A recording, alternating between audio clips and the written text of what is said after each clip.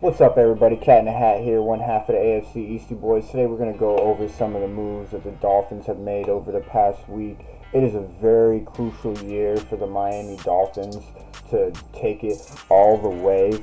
Can they take it all the way? They just signed Tua, they signed Tyreek, they paid Waddle, they paid a lot of guys, so their money is almost spent. So, with that, can they make a trip to the Super Bowl this year? Well, we're going to have to find out. But first, let's go over some of the roster moves that they've made over the last couple days. They have cut some pieces, they've added some pieces, so let's jump right into it. So to start, running back Salvin Ahmed, he's gone. Offensive lineman Sean Harlow, he's on IR.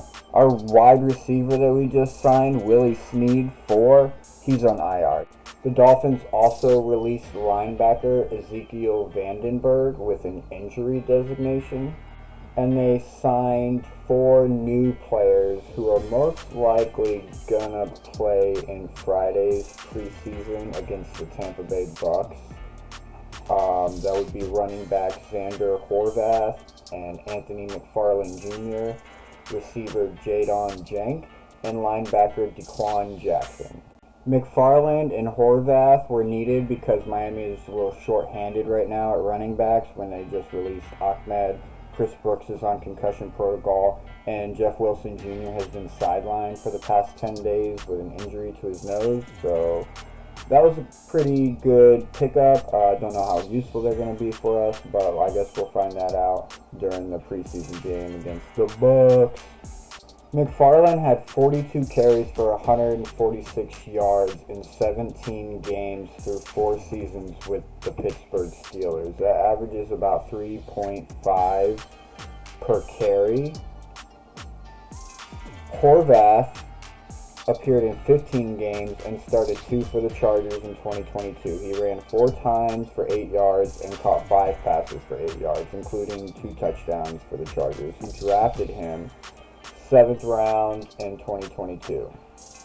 Jadon Jank signed with the Houston Texans as an undrafted free agent in May, but was recently released. He caught 170 passes for 2,786 yards and 3 touchdowns in 4 seasons at South Dakota State.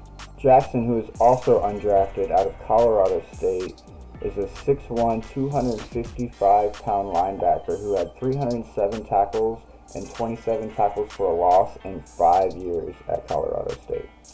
Calais Campbell remains in top form for being 37 years old.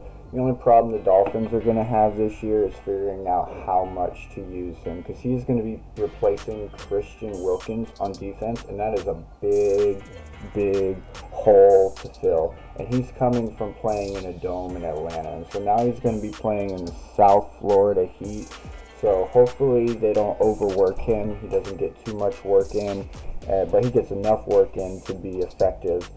So like I said before, the Dolphins have been making all the right offseason moves to go and fight for a Super Bowl this year. If all of you guys out there are as excited as I am for Dolphins season 2024, let me know what you guys think in the comments below. Let me know what you guys think our record's going to be. Go ahead and hit it. Peace out, and we'll catch you on the next one.